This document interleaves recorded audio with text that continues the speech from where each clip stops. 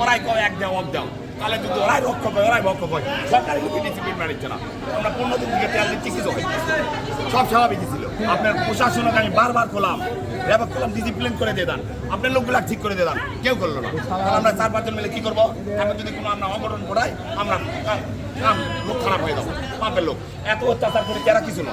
সময় মতো প্রতিষ্ঠানে যাওয়া যাচ্ছে না, আবার সময় মতো বাড়িতেও আসা যাচ্ছে না। মাত্র 200 টাকার তেল পাচ্ছি। এই তেল দেখি আমাদের চলতেছে না। 1 ঘন্টা থেকে লাইনে দাঁড়িয়ে আছি, তেল পাবো কিনা তাও জানি না।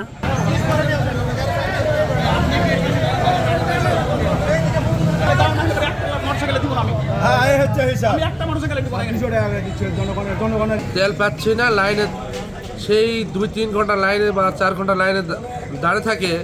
200 টাকার তেল পাচ্ছি, 200 টাকার তেল ফিল্ডে কাজ করি। এই তেল দেখি আমাদের চলতেছে না। আমাদের যদি 500 টাকার তেল দিত প্রতিনিয়ত, তাহলে আমরা ভালোভাবে চলতে পারতাম, কিন্তু তেলের অভাবেই গাড়ি চালাতে পারতেছি না, ফিল্ডে কাজ করতে পারতেছি না। যাতায়াত করছি, তেলের প্রকট সমস্যা দেখা দিয়েছে, কারণ সময় মতো তেল পাচ্ছি না। স্কুল টাইমে সকাল থেকে নিতে পারি না, আবার স্কুল টাইমে তেল নিতে পারি না। আসে দীর্ঘ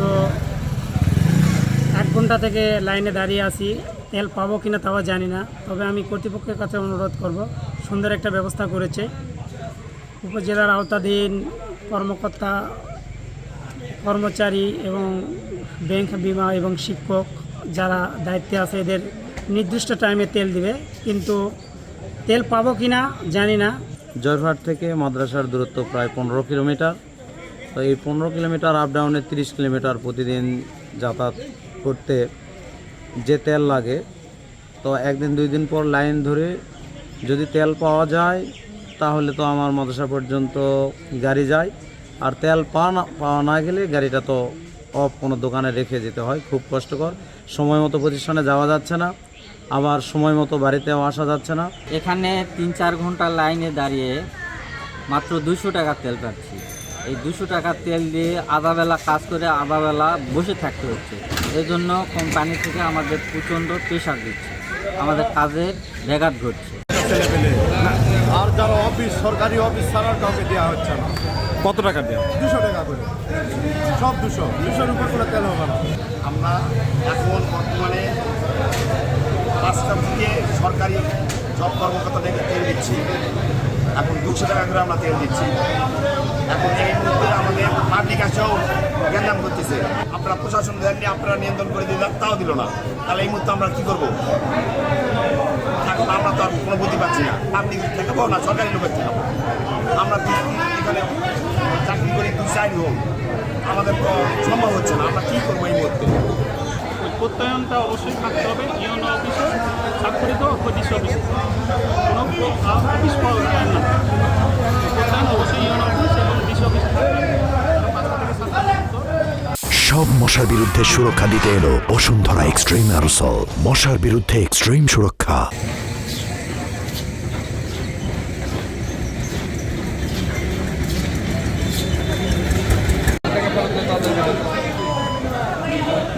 কি অবস্থা একদম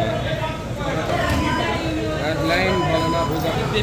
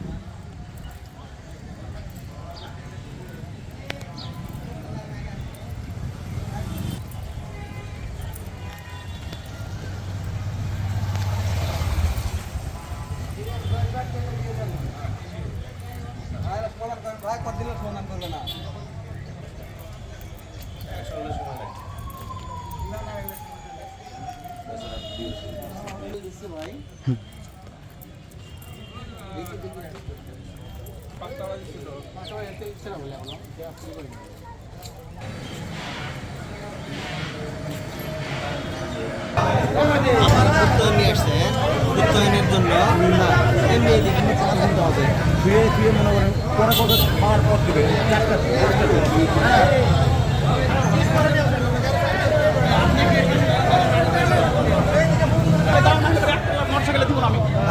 দিচ্ছে হিসাব আমি একটা মানুষের গেলে একটু বলা 200 টাকা করে দিচ্ছে জনগণের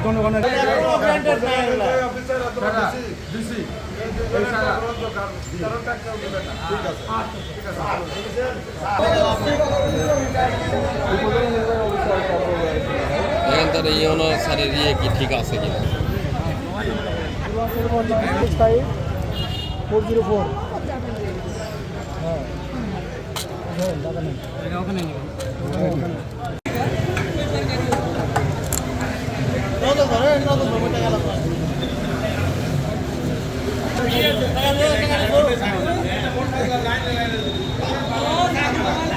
মানে এর লাইন ছাড়া কেন আপনি